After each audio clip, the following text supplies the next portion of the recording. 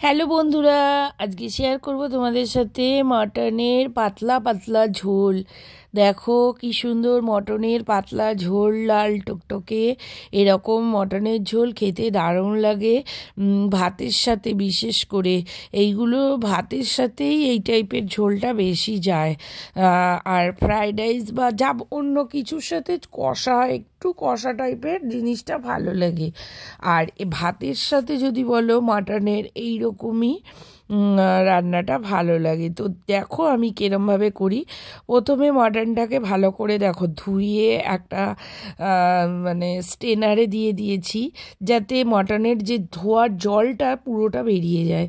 তারপর কড়াতেই যে তেল দিয়ে গোটা গরম মশলা দিয়ে দিলাম। অনেক সময় আবার দিও না, এই যে দিতেই হবে তার কোনো মানে নেই। দিলাম আজকের, কিন্তু সব সময় যে দিতেই হবে তোমাদের হাতের কাছে যদি সব সময় না থাকে তো দেবে না, কিন্তু আজকে ছিল বলে তাই জন্য আমি দিয়েছি।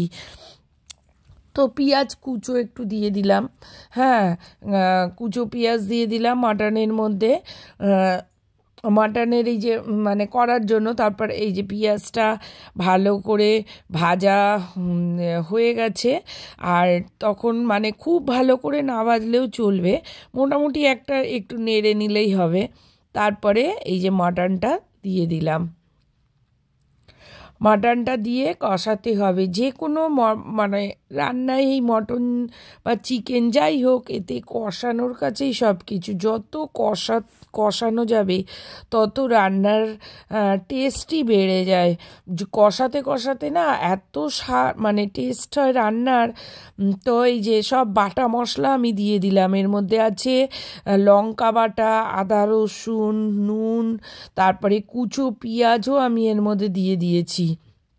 দিয়ে হ্যাঁ সব কিছু দিয়ে, তারপরে তেজপাতাও এর মধ্যে আছে, সব কিছুই দেওয়া আছে।